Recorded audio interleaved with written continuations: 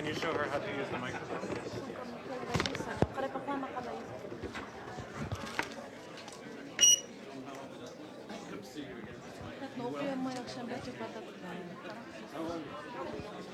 Yeah, it was actually. I think that's a cyber event. Yeah, we could see there's a step just on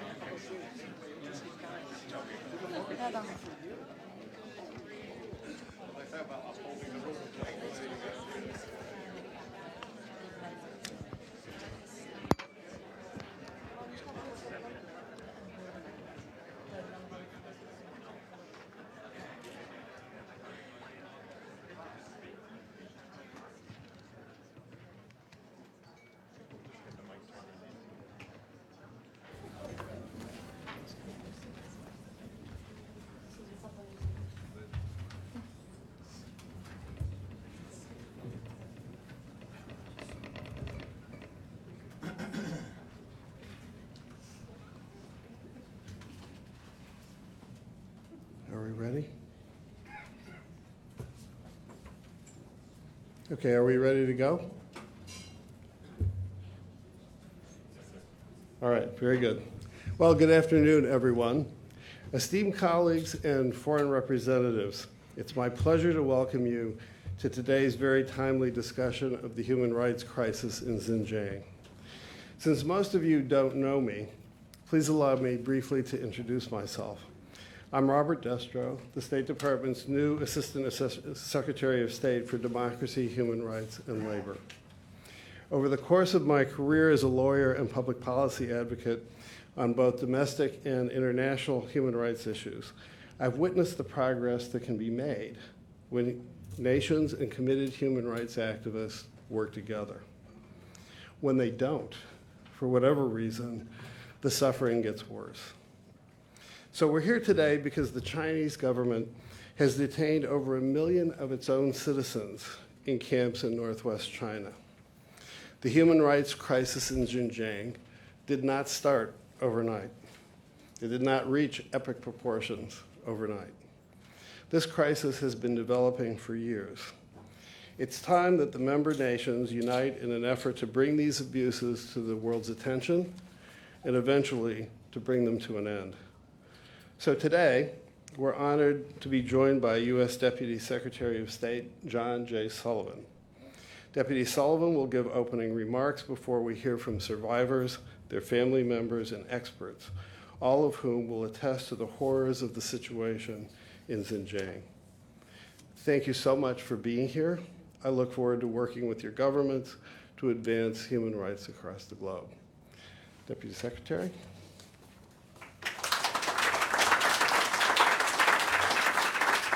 Thank you very much. You go ahead.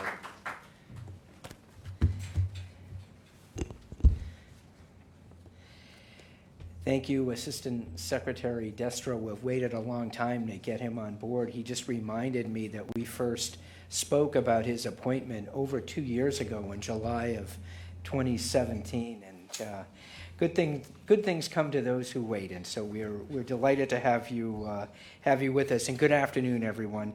And thank you to the many distinguished guests joining us here in New York for this very important event. The first thing I want to do is to acknowledge my esteemed diplomatic colleagues from Canada, Germany, the Netherlands, and the United Kingdom, all of whom are co-sponsoring today's side event.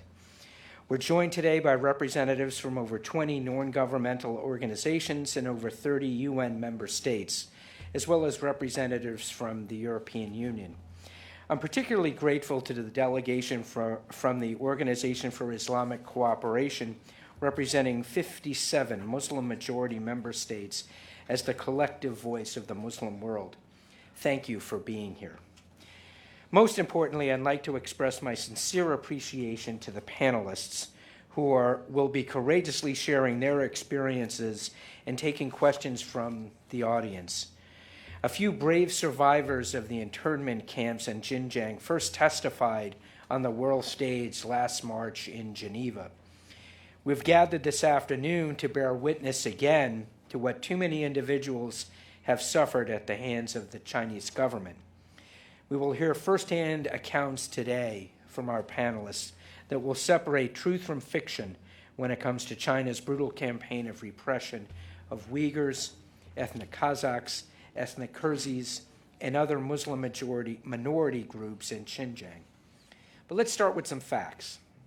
First, according to our own estimates, as well as those of independent organizations such as Amnesty International and the UN Committee on the Elimination of Racial Discrimination, the Chinese government has detained more than 1 million individuals in internment camps in Xinjiang since April 2017.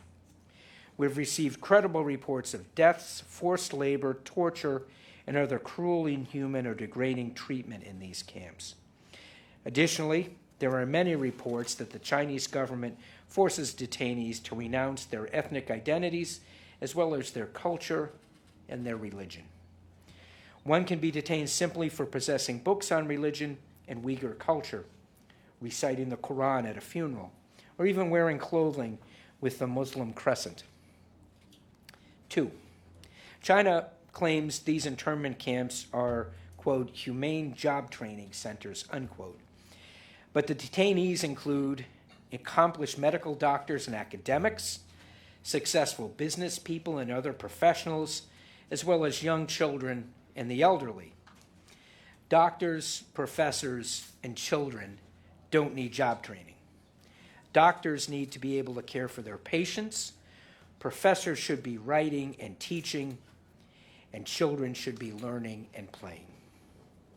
3, China's highly repressive campaign extends far beyond the camps. Xinjiang is subject to pervasive, arbitrary, high-tech surveillance and involuntary collection of personal data, including DNA samples. The use of these techniques has spread to other parts of China and has been exported to other countries as well.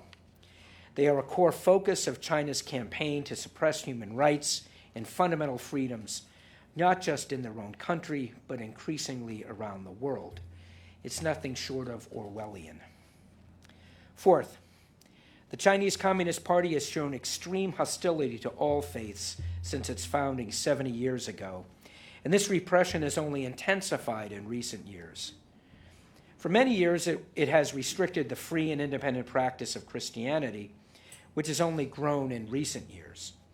In an effort to eradicate any faith that the Chinese Communist Party deems a threat to its ideology, children are banned from attending church services. This egregious suppression of religious freedom is an example of the troubling global trend lines President Trump addressed yesterday.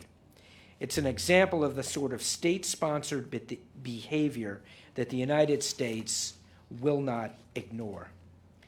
In Xinjiang, the Chinese government prevents Muslims from praying and reading the Quran, and it has destroyed or defaced a great number of mosques. Men's beards are forcibly shaved. Women's hijabs are removed, and they're required to dress in ways they consider immodest. Muslims are forced to eat pork and drink alcohol. The Chinese Communist Party outlawed the observance of Ramadan 5 years ago. The Chinese government also places Communist Party members in Uyghur homes to monitor whether they are engaging in religious practices. In short, this is a systematic campaign by the Chinese Communist Party to stop its own citizens from exercising their inalienable right to religious freedom. 5, let's be clear. China's repressive campaign in Xinjiang is not about countering terrorism. If you've not read Ambassador Sales and Ambassador Brownback's May article on this subject in the Washington Post, I encourage you to do so. Their piece reveals China's attempt to erode the long-standing and hard-won international consensus on how to fight real terrorists through law enforcement, information sharing, border security, respect for human rights, and other measures. Put simply, Beijing's actions and statements are counterproductive to that effort. Indeed, these efforts could in fact encourage radicalization by denying people the right to engage in peaceful religious practices. Recently, China has taken to calling the pro-democracy activists in Hong Kong as terrorists, revealing the Chinese Communist Party's own intentional misapplication of the term. Beijing wrongly insists that its actions are undertaken in a humane manner. China has hosted Potemkin tours in a failed attempt to prove that. But if there were nothing to hide, diplomats, reporters, independent investigators would be allowed to travel freely throughout Xinjiang, and for that matter, Tibet. So we must ask ourselves, what is the Chinese Communist Party afraid of? What are they trying to hide? Now, I should stress that the United States government is not the only source of this information. Despite limitations on independent access to the area, there are countless open-source academic and news organizations that offer credible evidence that contradicts China's propaganda. The group Chinese Human Rights Defenders has conducted in-depth research, as has the independent researcher Adrian Zenz and Human Rights Watch. Much of their work relies on data and documents from the Chinese government itself. Credible news organizations, including the Wall Street Journal, The Economist, the BBC, and many others, have published hard-hitting reports attesting to the realities on the ground in China.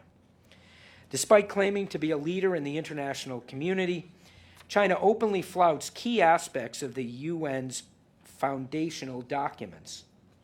We do not view these agreements as a menu of options. They are inseparable pieces of a whole. China is a signatory to these documents, like the UN Charter, the International Covenant on Civil and Political Rights.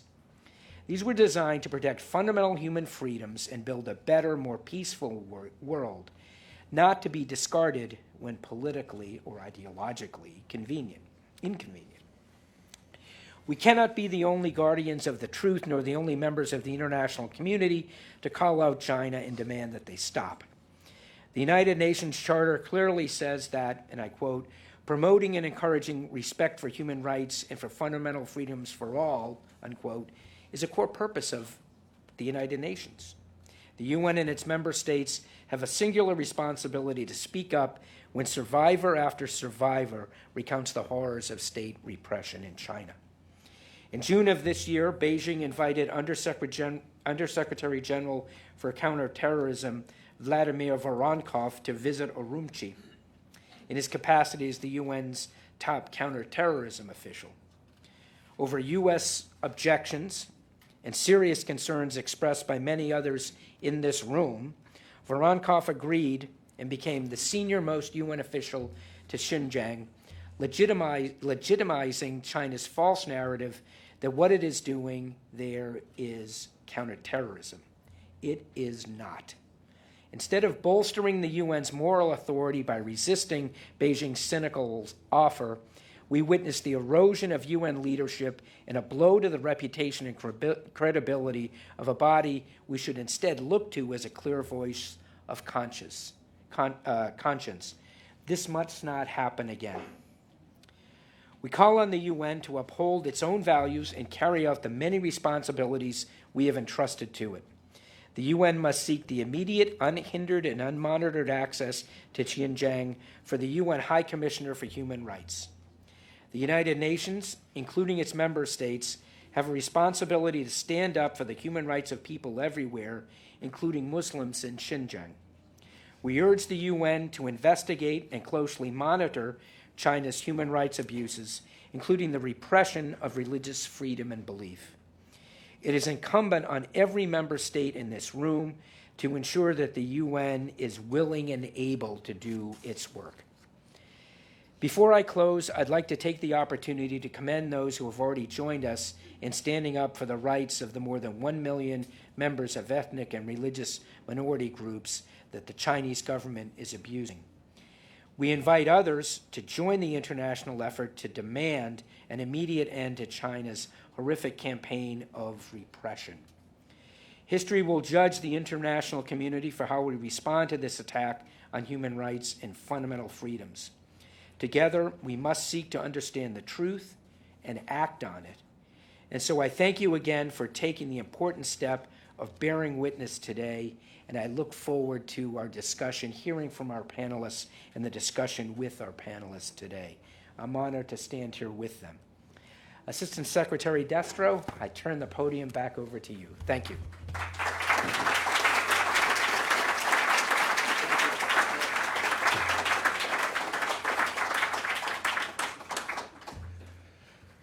Well, thank you, Deputy Secretary Sullivan.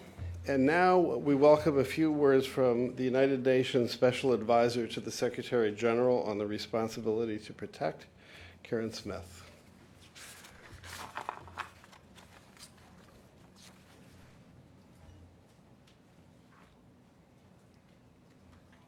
Thanks for being here. Nice to meet you. Good afternoon, everybody. I would first like to thank the organizers for inviting me to participate in this very important discussion today. While today's event focuses on the disturbing reports about restrictions on religious practice, surveillance, disappearance, and large-scale arbitrary detentions of Uyghur Muslims and other Turkic minorities in the Xinjiang region of China, I would like to also use this opportunity to reflect more broadly on the principle of the responsibility to protect. Let me start at the outset by saying that the protection of vulnerable populations, including minority groups, is at the core of the responsibility to protect. At the heart of paragraphs 138 and 139 of the World Summit document that were adopted unanimously in 2005 lies the acknowledgement by member states of their primary responsibility to protect their populations from genocide, war crimes, ethnic cleansing, and crimes against humanity. Rather than undermining sovereignty, which is a charge often leveled at the responsibility to protect, it actually re-envisions sovereignty as responsibility rather than sovereignty as a right. In doing so, it places responsibility both upon individual states and upon the international community collectively to actively inhibit a recurrence of the type of mass atrocities that shocked the world during the 1990s. Importantly, therefore, the responsibility primarily entails the prevention of such crimes, including the incitement, and is consistent with existing obligations under international human rights, humanitarian, and refugee law, which are binding on all states. This emphasis on prevention is also in line with the Secretary General's broader prevention agenda, which recognizes the obvious truth that prevention is always preferable to reaction. We know from existing evidence that both conflict and atrocity crimes can be rooted in the extreme forms of identity-related discrimination and violence. And therefore, the cornerstone of prevention stems from inclusive, tolerant, and non-discriminatory societies capable of managing diversity. It is in this context that the 2019 report of the Secretary General on the responsibility to protect addresses the need to manage diversity as a strength rather than a weakness. This is also at the core of Sustainable Development Goal 16. The management of diversity requires national policies and norms that pay respect to differences, whether religious, ethnic, or otherwise. Building resilience means building societies that accept and value diversity and in which different communities can coexist peacefully. This comprises laws and institutions designed to promote equality between individuals and groups and protect them against discrimination. This includes upholding the freedom of religion and belief as per Article 18, Paragraph 1 of the International Covenant of Civil and Political Rights. Under responsibility to protect, the international community also has a role to play. There is, however, a misconception that the international community's responsibility only becomes relevant at a particular moment. For example, when there are concerns of imminent atrocities. This is when we sometimes hear calls for R2P to be invoked. This is a misunderstanding, not only of the principle itself, but also of the role of the international community, which should also primarily be focused on prevention, including through structural preventive measures that help to build more resilient, inclusive societies in which the risk of atrocities is lower. At the same time, there is a need to consider available options for the international community to carry out its responsibility to protect in situations where states are manifestly failing to protect their populations and where atrocity crimes or the risk of their commission are imminent. Such action should always be in accordance with international law, and in particular with the Charter of the United Nations, and should not replace the obligation of individual member states to adopt measures to prevent atrocity crimes and to protect their own populations, which remain their primary responsibility. If, as the international community, and here I include member states of the UN, the United Nations system, regional organizations, civil society organizations, and individuals, if our ultimate aim is to protect vulnerable populations from atrocity crimes, we should work together in a constructive manner and devote more energy and resources to effective prevention in order to limit the risk of the occurrence of atrocity crimes. Let us remind ourselves that the responsibility to protect encompasses all populations, including minorities, migrants, indigenous people, and other vulnerable groups, at all times and in all states. And there is currently no shortage of situations of concern in all parts of the world. Today's crises required strengthened international cooperation and multilateral institutions. However, as we all know, we're currently witnessing a troubling decline in international commitment to multilateralism, which is also affecting efforts to prevent atrocity crimes. there's a growing gap between words of commitment and the protection of vulnerable populations around the world. Stronger political will is now necessary to make the responsibility to protect a living reality, and for this we need the support of all UN member states. Thank you for listening.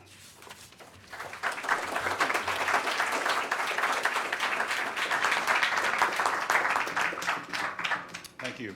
I appreciate that, and I want to thank everybody for being here today. My name is Sam Brownback. I'm Ambassador at Large for International Religious Freedom for the United States. I'll be conducting the panel and the questioning that will be taking place with this panel. You have in front of you 3 Uyghurs that are amongst the 1 million Uyghurs that have experienced the effects of the detention facilities, the concentration camps in Western China. One of these individuals has been in the camps. The other 2 have family members that are there. They will be telling you what they have experienced, what their family has experienced, so you can have that firsthand opinion and experience that they are seeing, that they are feeling, that their families are having done to them. The first is Mrs. Umrat Dawat. She was detained in a camp in Xinjiang from April to June of 2017. In the camp, she was beaten by Chinese guards and given unknown medicines that made her dizzy and disoriented. Upon her release, she was forced to officially renounce her faith and live with a government-assigned Han Chinese quote-unquote relative. She arrived in the United States with her husband and 3 children in April of 2019. Ms. DeWalt, please give us your testimony.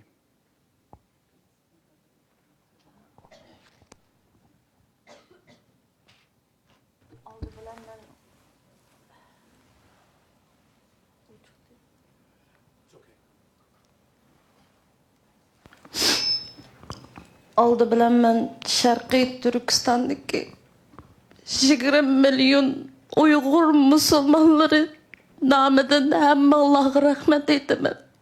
Hem Allah'a âli iktiram salam yollayayım. Assalamu alaikum.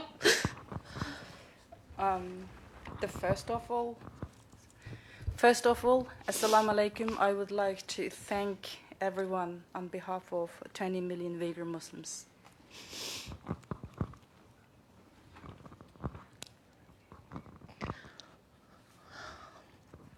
Bizni müşinçilik sözleş pürstüge ege qılğan Amerika hökümetiga köp rahmet bizden davayımızı anlığınıza 20 milyon Uygur Müslümanlarının davasını alğınıza köp rahmet. And also I would like to thank to the US government and organizing this event and giving us opportunity to talk about the Uyghur issue.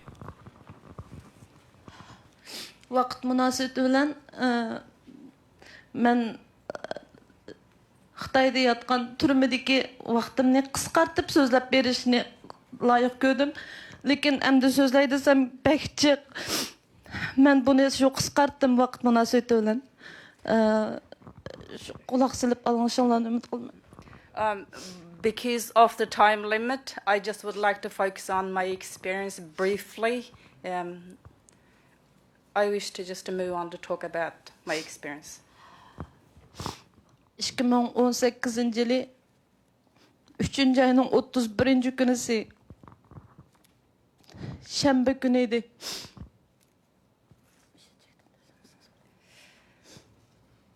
It was 2018, 31st of March. It was Saturday. Mening 3 balam var. O günüsü men ballarım bilen emdi cem buluşup öyde ailede oltağan edik. I have 3 children. I was with my 3 children at home, sitting together. Tuyuqsuz mening uyamning atrofidagi saqchixonadan menga telefon keldi. Tezden saqchixonaga unib bo'lnadim bo'lmasin. Suddenly, I got a call from a nearby police station telling me that I must go there urgently. Qo'limda qilayotgan ishlarimni, bolalarımni tashlab qo'yib, men darhol saqchixonaga jo'gardim. I stopped with whatever I am doing as soon as and I went to the police station. Saqchixonaga berishim qila mening qo'limdagi qo'l telefonimni ular tatib oldi, tatib olib, meni saqlab o'tirishimni talab qildi. Bir yerda o'tirib turdim. As soon as I got there, they took my phone, and then they told me to sit down. Anadan keyin bir 15 minutdan keyin meni ishki saqchiganning yer ostidagi bir so'roqxonaga olib kirdi. After about 15 minutes, I was taken to an underground interrogation room and forced to sit. Saqchigan o yer osti uyning ichida shunda o'rindiq batdi, tumir o'rindiq. Ikkili qo'limizni, ikki putimizni cho'qim mashinaga zanjirlab o'tag'izib qo'ydi. Meni muammoshta qildi. After getting into underground interrogation room, and they forced me into sit in a steel chair with steel shackles on my hands and feet. Saqlab turaniz, seni so'roq qilgan saqchilar keldi, birdan o'tiribdi dedi. Ammo qilib o'sha kishallab qo'yib saqchilar sirtqa chiqib bir 20 minutdan keyin qo'lida menga o'xshash qog'ozni ko'tarib kiribdi. Tizimlik qog'ozni. And the police told me to sit there, and they asked me to wait. And I have waited about 20 minutes. And they came with a bunch of papers like this. Onunda nurg'un telefon nomerlar yozilgan. And in that paper, there were lots of telephone numbers were listed. Sen chet elliklar bilan telefonda aloqa qilibsan deb so'radi.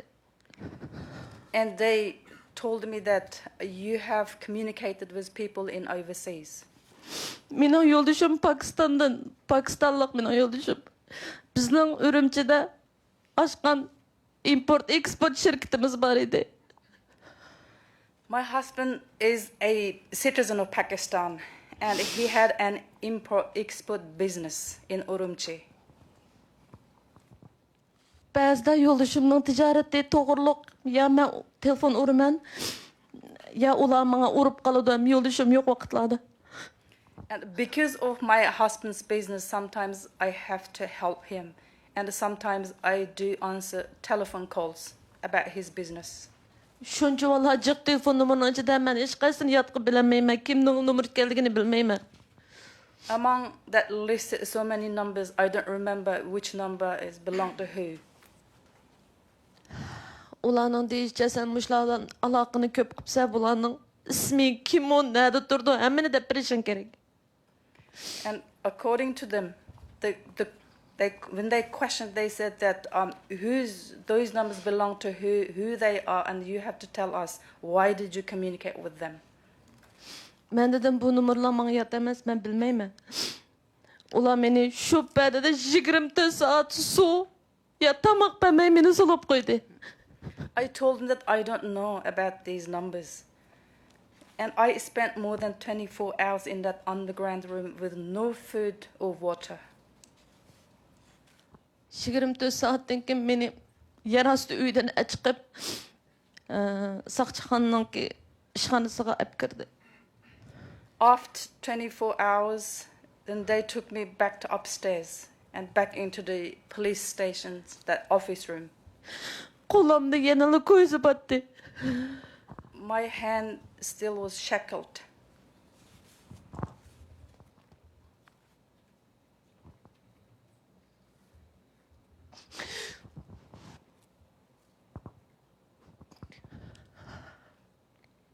On 15-20 minut o'tgandan keyin men qarab turdim, saqchixonaning oldiga bir ko'ngan, ya'ni saqchixonaning saqchi deydigan mashinadan birisi keldi. I sit there about 20 minutes, and then I saw that one car called police car came in front of the police station.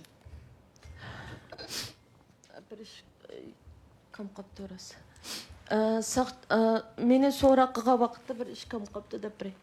I just need to add one thing. Deydi, sen chet ellikka bilan to'la aloqalashibsan, chet elga to'la chiqibsan. Yana birisi sen 2016 yılı Amerika'nın vizasına iltimas kıptı gelsen. Sen Amerika'ya çıkışmak istedin mi?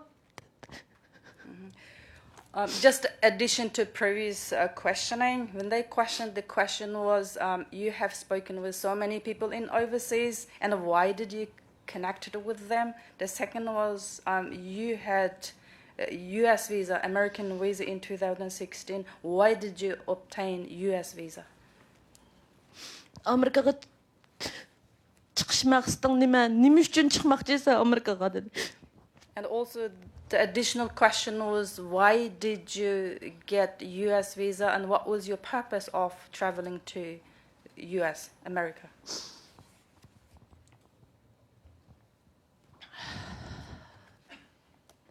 Meni töpege çıkandan keyin meni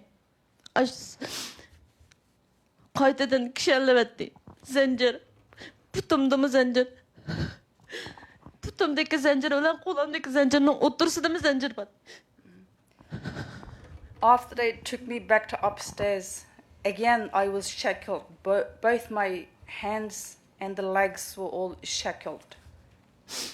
Beshimga qora xaltani kiygizib, mashinga silib apmandi. Then they put a black hood over my head, and then they put me into a car. Bir saatdek mandık aytadi.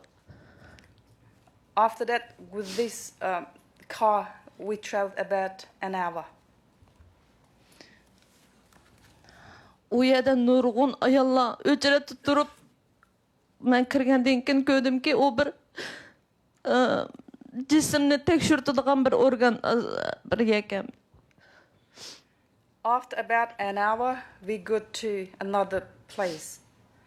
I stood in a long line with other Uyghur women. U yerda ücret saqlayotgan faqat Uyg'ur ayollar to'q.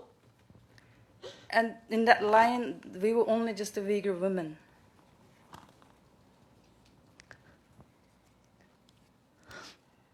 Ücret saqlab növbet kelganda ular bizni rentigillik uyga olib kirdi. After staying that long line, eventually they took me to a room for a long series of medical tests, including full body scanning. Lift o'xshash harakat qiladi oldi keyniga. Biz ustida o'r turatdik. U tekshirguvchi xodim faqat ba aynakdan bizni mayoqdan ko'rib turadi deb bizga yaqin emas. That the scanning machine can move. We can stand on that machine, and that machine can be moved backwards and forwards. The operator of the machine sat behind a glass partition. Qan aldı, yana bir bölümge olib kirdik. U yerda qan aldı. And then they brought me into another room. In that room, they took blood samples. Ovozimizni qayta bir qo'limizga bir varaq qog'ozni berib, u men o'qi. Bu shu bir varaqni qayta qatim taxminan 10-20 qatim o'qigandim men. Bir mushta mikrofon bor, andaq yak esiqliq. Bir varaqni qayta 20 qatim o'qidim. And I had to stand in front of a microphone and read one page of a book they gave me. And I had to read the same page over and over again. Maybe I read it about for 20 minutes. Ko'zimizning nurini oldi, qonni oldi. Rentgen tekshirdi, o'pka, jigar hammasini rentgen orqali tekshirdi. They checked everything. They did eye checks, they did liver checks through the scanning, they did lung checks, all sorts of medical checks.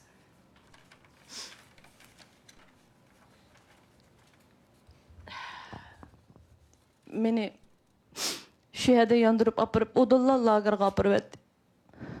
After that checks, they straight took me to the so-called re-education camps. U lagerning sharoitini men ig'iz orqali sizlarga so'zlab bermayman. The condition in the camp were unbearable. It's just difficult to describe for me. Ya u yerda juyunish fursati yo'q. it's impossible that we can take a shower in the camp. İşçilikimiz Uygur ayallar. 15 yaştan 65 yaşgacha Uygur ayallarımız. The detained Uyghur women, all of them are just a female woman. The age is from 15 to 65 years old.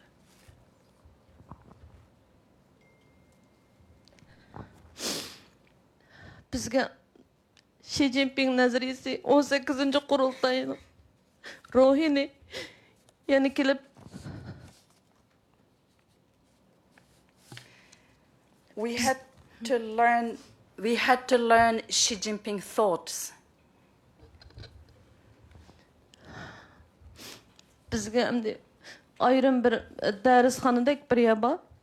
Uning ichida o'qituvchini xuddi bir biz o'qituvchini zaxmlantirib qo'ydigandek, bizningki qo'llarimizda, putlarimizda ko'ysa ishkal turug'liq. Biz o'qituvchini zaxmlantirib qo'ydigandek, o'qituvchini xuddi bir rishatkalik bir qafasdek bir yerga solatqizib bizga dars o'tkazadi. In that re-education, we have to go to in that re-education classes. Even though we were leg and ankle shackles, they still had the teacher far away from us behind the iron bars, like a cage, as if the teacher had to be protected from us. Kunda 3 vaqt tamoq berildi. Gözsiz. Faqatla ko'ktatning suyi. And we were given 3 times food, 3 times a day. And it's only just a watery soup without meat and vegetable soup without meat. Lagerda 65 yaşlık bir apam demetlik bir ayal var idi. Onun diyabet keseli var idi. In that camp, there was a woman, 65 years old, like my mother's age, and she had diabetes. O biçare keselden kıynalatdı. Ben özem yeydiğim bir tal momini onun beğenliğim için cezalandım. She was suffering from her sickness, and I got punished just because of I have given my bun, Chinese bun, to her to eat. Lager'ın sakçısı bunu görüp kaptı. Görüp kalıp beni The guard saw that I have given my bun to her. sakçılar ışıltıdan kaltakılı vurdu. And then the guard came in and they start to beat me with a stick. Ben bu korluk çıdımay. Ağzımdan ya Allah diyen gep çıkıp gitti. Because of that humiliation and the beating, I cried out, Ya Allah. O dedi. Allah'ını çağıra. Allah'ın seni benim kulağımdan kurtuldursun. Then the guard told me, call your God. Tell him to save you right now from my hand. Ama şu iş sebeplik sana 3 gün tamak verilmeydi. Because of that incident, I was punished and I wasn't given food for 3 days.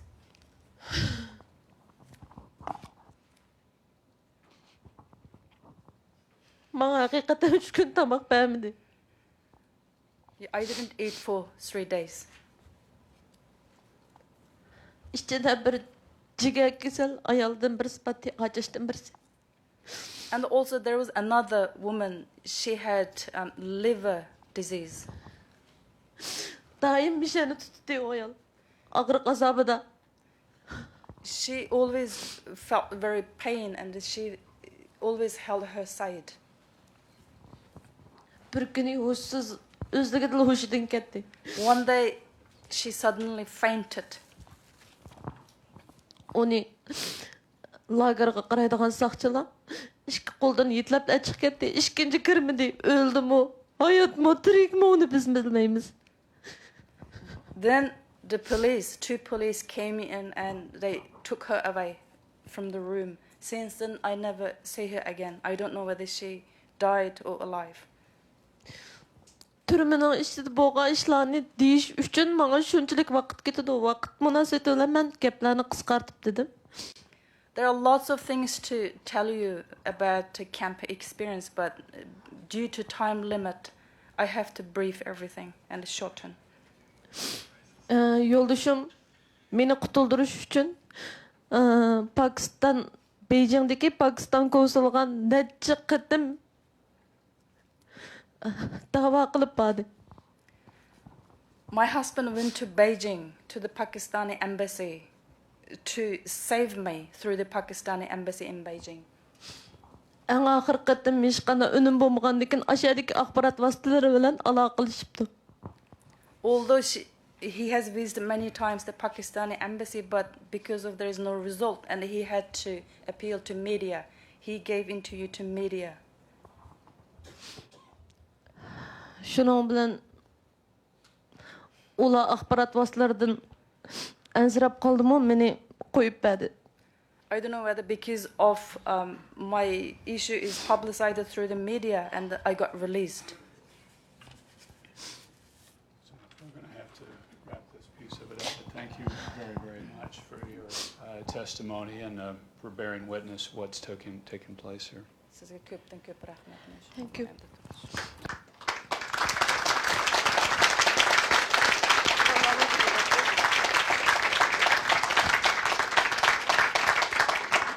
Thank you for your testimony. We are running shorter on time, and so I'll ask the next two to be, if you can, a bit briefer so we can get to the interventions as well. Dr. Rashad Abbas is a longtime advocate for the Uyghur people suffering religious persecution and human rights abuses. His sister, Dr. Galsan Abbas, a retired medical doctor in Xinjiang, was abducted in September of 2018. Although authorities have provided no reason for her detention, the family suspects it was because of his advocacy and that of his sisters. Still, since Gulsan's disappearance a year ago, China has provided no information about her whereabouts or any information about her. Dr. Abbas. Thank you, Ambassador Brownback. And the State Department leadership was spotlighting the Uyghur crisis that gives hope to the Uyghur people. I'm honored to be given this opportunity to talk about the largest human rights crisis of our time, with more than 1 million innocent Uyghur and other Turkic ethnic Muslims in modern-day concentration camps. The China is getting away with perpetrating crimes against humanity. Yet the world is muted.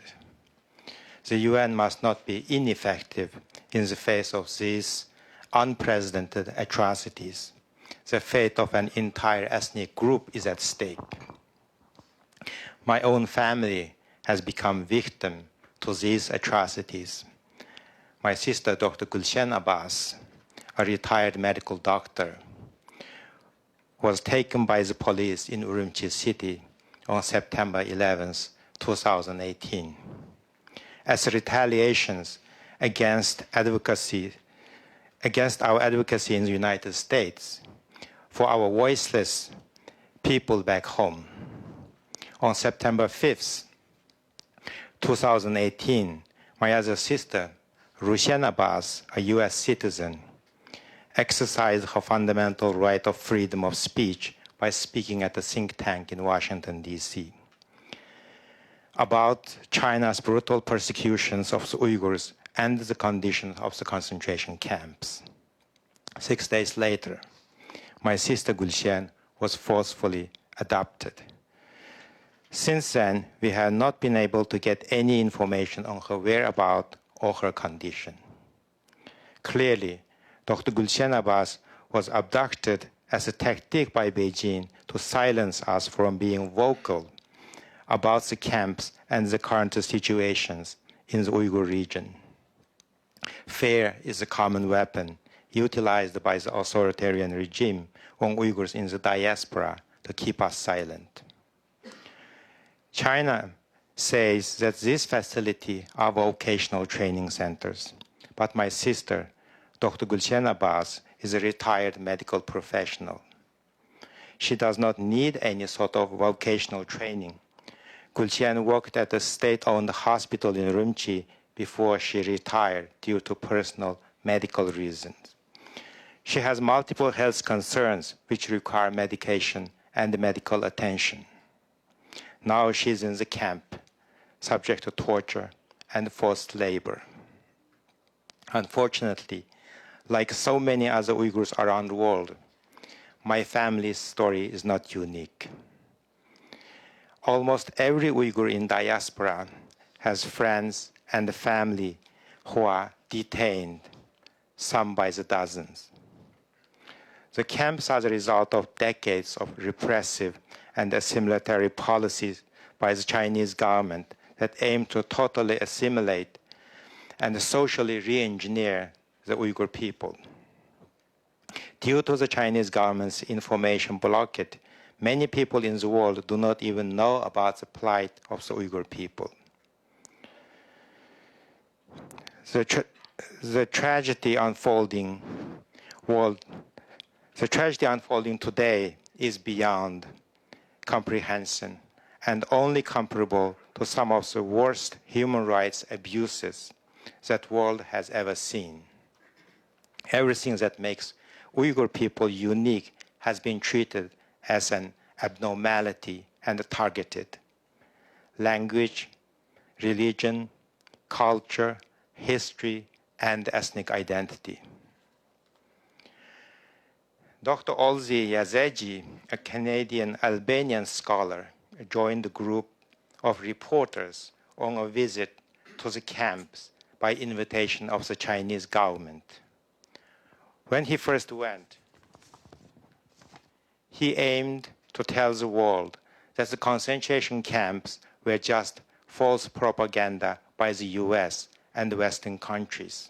However, when he saw in those pre-trained, pre-arranged, government-orchestrated visits and interview with pre-coached, supervised detainees as Uyghur facing brutality only because of their faith. Dr. Jazexhi went up in public and said that he witnessed was real concentration camps as depicted in George Orwell's 1984 and a brutal gross human rights violation. During his interviews, the government and the principal for those camps repeatedly told the journalist in Dr. Jazexhi's group that those detainees in the camps return to their homes for weekend and are able to use phone to call their family members. My sister Gulxian has not returned home, nor has she called her two daughters living in the United States. She has completely disappeared for more than 1 year now, unable to communicate with anyone. What is happening to the Uyghurs today is a common knowledge to you, yet still we have seen no action. These crimes against humanity committed by the Chinese government must face accountability. With Communist China's aggression as a totalitarian regime, it is not only the fate of the Uyghurs at stake today, but it's also all of the progress we have worked so hard for in the past 100 years. It endangers our Western democracy and world security as China changes the rule of law with despotic tyrannical scheme. China is seen as an economic superpower. Its growth potential is limitless. And right now, millions of Uyghurs are becoming collateral damage to international trade policies that are enabling China to continue to murder my people, enabling them to continue its police state in the Uyghur regions, enabling China to continue to threaten our freedoms around the world. But it's not just about the freedom of religion. To millions of incarcerated in China right now, it's about freedom to live. It's about survival and existence. to combat the backlash from Western countries that China is receiving for the Uyghur crisis, the Chinese government is pressuring countries that have influence to make public statements showing support of the camps. This is a ploy to justify what are they doing and ultimately weaken the Western countries who oppose them. This is unsurprising when you look at how countries that are influenced by China act in the United Nations. China is the second largest donor to the United Nations, which causes economically dependent countries to turn blind eye to its actions. China now claiming those camps are anti-terrorism and de-extremization work for its national security.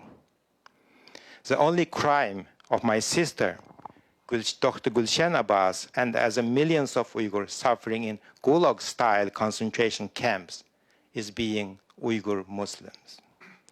We, the Uyghurs, urgently request the United Nations to take action and pressure China to close its concentration camps and hold China accountable for these crimes against humanity. The United Nations must not lose the ability to stand up independently against evident evil. Now is the time. Thank you very much.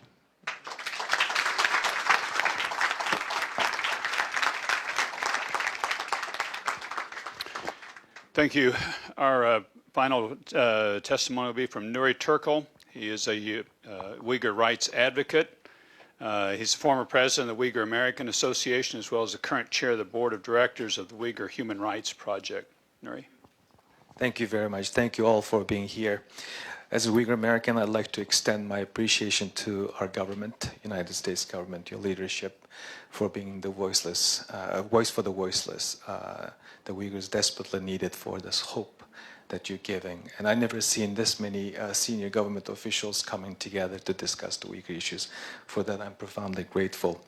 According to the evidence-based research that the Chinese government began its construction of a massive network of concentration camps in late 2016 with the arrival of this Chinese official by the name Chen Zhuangguo from Tibet. He was technically promoted to run the ethnic affairs, and now with this ongoing repressive policies in the Uyghurs' homeland. Initially, those of you who are doubtful about what you have been reading on the newspaper, let's pay attention to what the government official lines about these camps. In the words of the Chinese government itself, these camps are designed to, quote, teach like a school, be managed like the military, and be defended like a prison, unquote. The specific purpose, in the words of one Chinese official quoted in AFP, to quote, break the Uyghur lineage, break their roots, break their connections, and break their origin, unquote. In addition to what they're doing by mass detention of more than 10% of the Uyghur population and establishing the surveillance state, the Chinese authorities also preventing the victims and the expat community members to publicly come out and speak. This has been a common practice in Europe. Thankfully, the United States Uyghur community have been quite forceful, giving media interviews, publishing op-eds, testifying. In order to prevent that from continuing to happening, the Chinese government, police, security officials sending text messages, threatening them with the remaining family members if they're still out of the camps, or recruiting them to be spies for the Chinese government. So the oppression, the Chinese repression, is already happening in American Uyghur American communities. For decades, I might say this for the record, I was born in a re-education camp 48 years ago. I never thought in my lifetime that I would talk about what happened to me and my mother. The history is taking a very strange turn to repeat itself. Now we're talking about a similar camp situation. with a very specific purpose to destroy Uyghurs' ethno-national identity, and this one. That's the major difference between the two. I'd like to share a few stories to illustrate what is really happening to Uyghur American communities. Before the current crisis come to existence or come to our attention, we had a semi-normal life, regularly calling family members, checking up. I personally have not seen my mother since my law school graduation 15 years ago. They have not been allowed to leave the country. This has been the case for many Uyghurs. The basic freedom to be able to call our home, congratulate when there's a significant event, or express our condolence where somebody is passing, or celebrate somebody's significant birthday. My father just turned 80, but I was not in the position to call him and say happy birthday. So this kind of crippling anxiety, a sense of hopelessness and sense of guilt is creating a huge problem. There's a Uyghur woman in one of the southern states, very successful businesswoman. Her brother disappeared. She called me last summer, asked me to reach out to my contacts in the US government to see if there's any way to find out if her brother is still alive. If not, she would like to know so that she will have a closure. She's been having serious health issues and seeking counseling.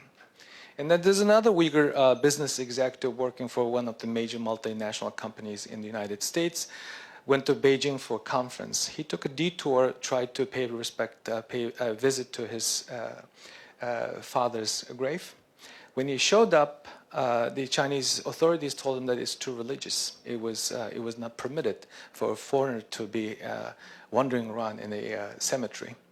On top of that, he went to try to see his sister.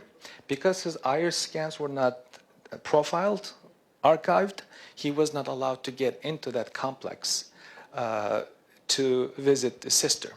And the security calls the sister to meet him outside, and she declined to do so.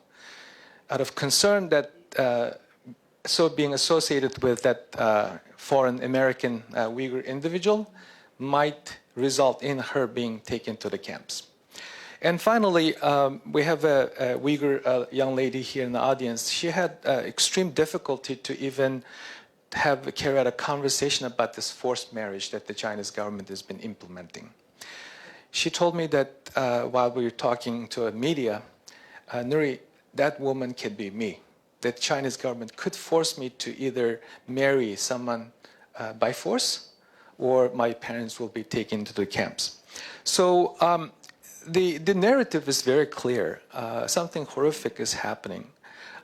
We Uyghur Americans expect a global condemnation, rightfully so. I'm so glad that we have representatives from the countries that has a sizable Uyghur population. I'd like to see others as well. This should not be the matter for the United States government to concern only. Especially the European countries have experienced fascism and how it works, how it ends when a government, a regime targets a specific ethnic group. We have seen this in the history books. The Uyghur people don't want it to be seen in the history books written by historians and regretted by politicians. It is past time for action.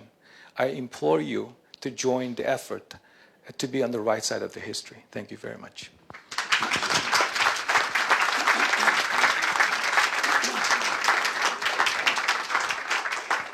Thank you, Nuri. Appreciate that. We'll now go to some questions. We have time for, I think, a couple of questions. First, we'll go to the EU representative. If you have a question to provide to the panel. Let's see if we got a traveling mic that can get to you. See, Howard, would you take this mic over to the lady there?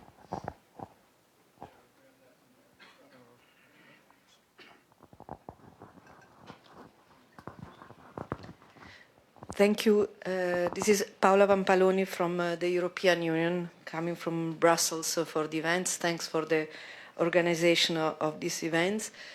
The testimonies that we have just heard, these are for sure important information that are also deeply moving and are enforcing our own strong belief that it's important for all the international community to speak up on the situation on Xinjiang. And I wanted to reassure the speaker, especially those who are the victim of this situation, that the EU has always been repeatedly speaking up on the situation in Xinjiang.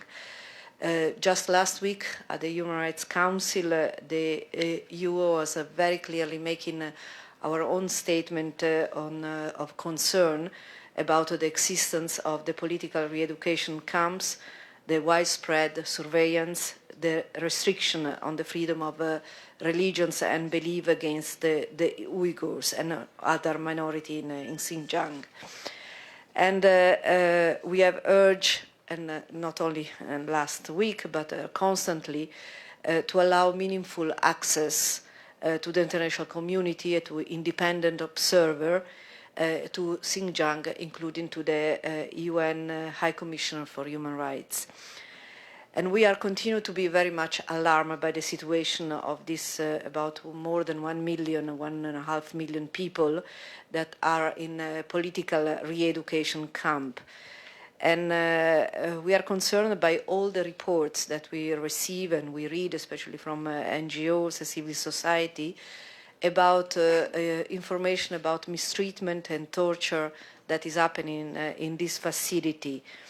And we are also concerned about the report of Uyghurs that are living, as you said, outside China, not only in the US, but also in Europe.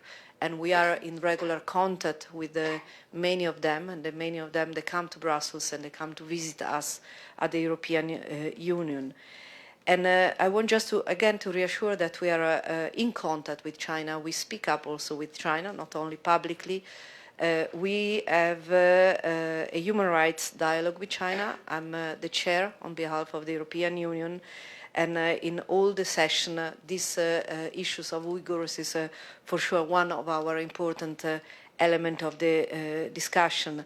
And we believe that is difficult, is one of the most frustrating meetings for sure that I have, but is a very useful tool to engage with China in a discussion and also to pass very strong message. You probably notice at the end of all our human rights dialogue, we publish quite strong press release with the information, with the message that we have also conveyed bilaterally to China. And we are also raising the issues at the highest level, even a high-level meeting, but also at the European Parliament. There have been recently a couple of meetings on Xinjiang, on the situation of Xinjiang, where our statement has been also been published and is available in the website. One question I would like also to have maybe to the victim. The Chinese authority are always inviting us to Xinjiang under their own conditions. Of course, we are not ready to go and to visit the re-education camp and Xinjiang under the Chinese condition. We are in the moment under negotiation of a sort of terms of reference for our free access and free visit in Xinjiang. Is anything that you can suggest from your side?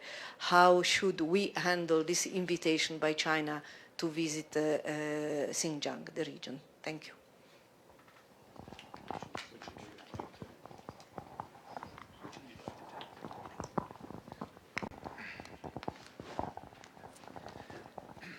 I think you should take up that offer with a condition. Recently, as Dr. Abbas cited, an Albanian journalist, a historian, released a series of video presentation. One of the things that he did not know about before going to China was the training that he had to go through at the hotel about, the Chinese government's effective policies to get millions of people out of poverty, all the technological high-rise buildings built up and technological advantages that they have. They try to even brainwash people that they invited. So I think you should go because there's a lot of things that we need to find out, including the state-run orphanage system that they set up, forced labor camps that have been transformed from the individuals from the concentration camps to the labor camps. There's a strong political economy in this crisis. And also you should look at with your own eyes this surveillance state. New York Times reported recently that it reported standing in the corner of an intersection, busy intersection, he noticed 24 security cameras pointing at him. So it's important for you to go with the mindset that they have a specific purpose, as Deputy Secretary pointed out, the Potemkin villages. If they're only showing you Potemkin villages, then there's no point. But if you can go with a certain condition, I strongly recommend to go and see it with your own eyes. Thank you, Nuri. Go ahead, please. Can I just add, so you should ask for unfettered visits and also go with the names of the disappeared Uyghurs and ask to meet with them. Thank you. Anything you'd like to add?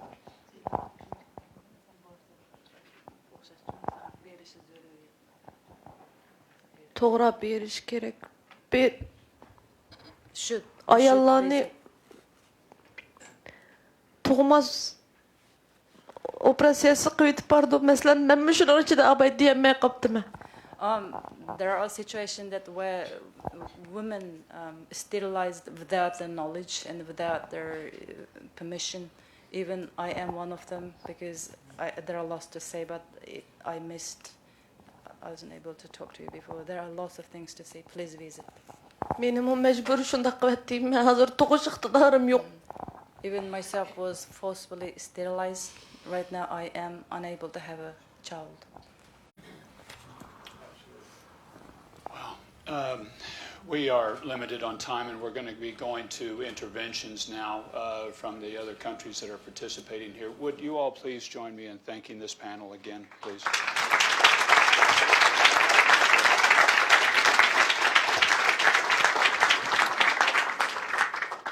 The first intervention will be done by Lord Ahmed of the United Kingdom.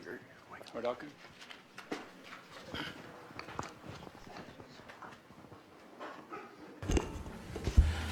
First of all, thank you, Deputy Secretary of State and also Ambassador Brownback. John, Sam, we've worked constantly and consistently as partners on this important issue and human rights generally, and we continue to remain committed to this. Excellencies, ladies and gentlemen, thank you for joining us all, and my particular thanks first and foremost to the 3 Uyghur activists who have shared their personal insights. I think I speak for everyone in this room and beyond, anyone who will have heard the words, the advocacy, the expressions of emotions. We stand with you, and that's representative of this room's being filled to its capacity today. To Zumrat, to Rishi and Nuri, we have heard what you've said, your advocacy, and we stand with you. Like our colleagues and friends in the United States, and indeed our other co-hosts today from Europe, we in the United Kingdom are deeply concerned about the human rights situation in Xinjiang. It is our collective responsibility as an international community to acknowledge the gravity of what is happening and, more importantly, draw attention to the plight of those suffering, to alleviate their conditions and to call for the return of their human dignity and human rights. As we've heard today, reports of over 1 million Uyghurs and other ethnic minorities who have been detained in extrajudicial so-called re-education centres. It is disturbing enough, but the situation goes beyond that. This is nothing less than a systematic program against the free practice of the noble faith of Islam and, as we've heard today, Uyghur culture in general. We already know mosques are being destroyed or closed. Young men and women are banned from any display of religious identity. There are severe restrictions on under 18s from worshipping. We have also seen the invasive and extensive use of surveillance. In addition to that, there are an increasing number of reports indicating that forced labor is being used and children are being forcibly separated from their parents. First-hand observations by our own diplomats on the ground, most recently in May, support much of this open-source reporting of restrictions targeted at specific ethnic and religious groups. Elsewhere in China, we also remain gravely concerned about the political motivated detentions and trials of human rights defenders, academics, and indeed lawyers. As Deputy Secretary of State Sullivan said, the international community cannot stand idly by on the issue of Xinjiang. The extent of our collective unease and concern, as was demonstrated by the EU representative, as we heard just a few moments ago, was shown at the UN Human Rights Council in March, where the side event was held with our co-host today, and as we saw today, as we saw then, there was standing room only. Xinjiang is a priority for human rights for the United Kingdom. I personally raised it in my speech at the Human Rights Council in March in Geneva, and the United Kingdom was one of 25 signatories of a joint letter to the Human Rights Council President and High Commissioner for Human Rights in July. We have repeatedly called on China to implement recommendations of the UN Committee on the Elimination of Racial Discrimination relating to Xinjiang. We did so again in our national statement at the Human Rights Council just last week, and I say it again today. China has repeatedly said that the Xinjiang detention centers are for vocational training, which benefits the local population. If that is indeed true, China should allow in the UN experts, including the High Commissioner for Human Rights, with immediate and, as we heard in the testimonies just now, unfettered access to the region so they can verify it. A final thought, if I may, Your Excellencies, ladies and gentlemen, to all those, wherever they may be in the world, who usurp the human rights and dignity of others, we must ask the simple questions. Why? What do you fear? What possesses you to deny the human dignity of others? Because ultimately, the greatest strength of your own convictions, your own religion, your own faith or belief, whatever it may be, is when you stand up for the human rights and dignity of others. And let me assure you today, for our part, the United Kingdom has, will, and continue to do just that.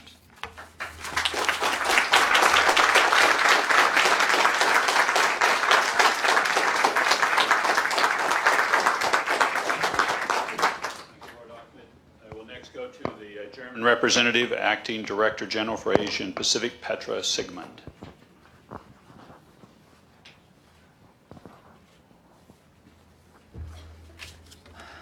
First of all, thank you very much for organizing this event, and thanks to all of the participants, especially the Uyghur activists that testified about what they are going through in Xinjiang with regard to their relatives' lives and their own tragedies. It was very enlightening and eye-opening to listen to your stories. Thank you very much for that, but also thank you to your contributions, to the speakers who've been here, and to your testimony of how you actively raise and counter, hopefully, Chinese policies with regard to Xinjiang. We believe that with regard to the ongoing tragedy in Xinjiang, we cannot and must not look the other way.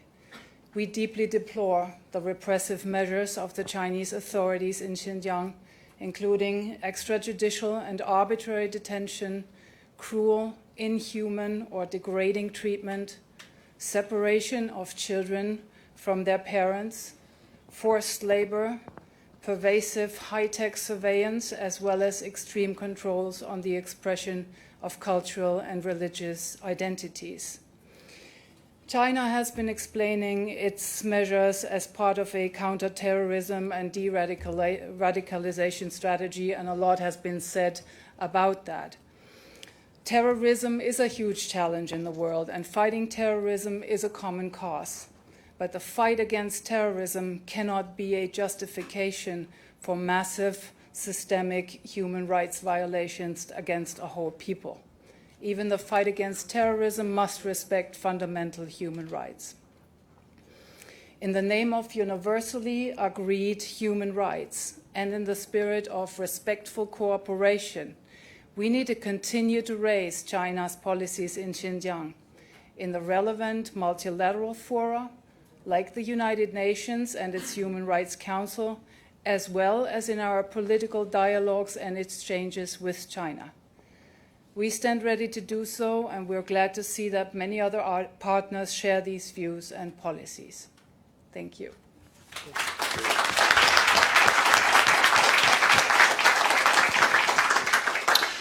Do any of the other co-sponsors for the event seek interventions? Okay. If not, I'll turn it back to Deputy Secretary Sullivan for a few closing comments. Yes.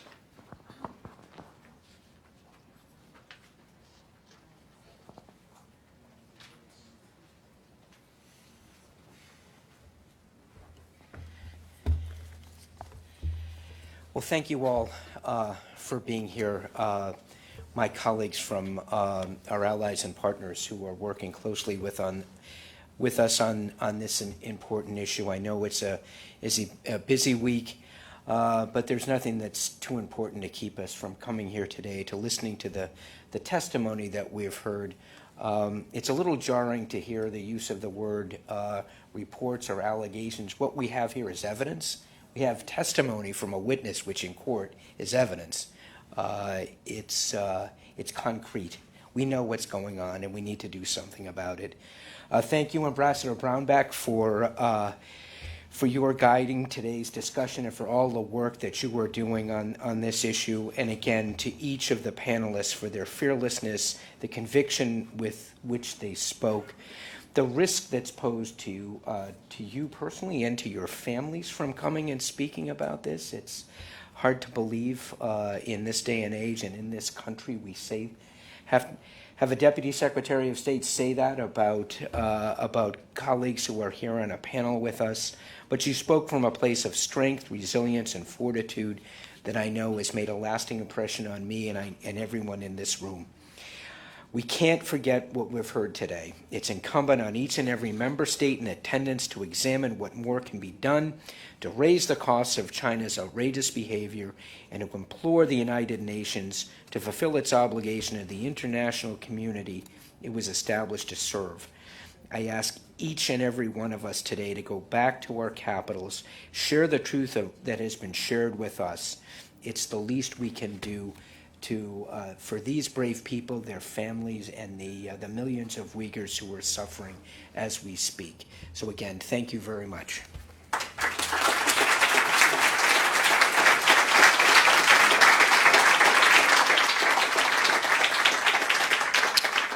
Thank you, Deputy Secretary Sullivan. I want to again thank our panelists and say to the media present, the panelists will be available for interviews if you would seek that afterwards.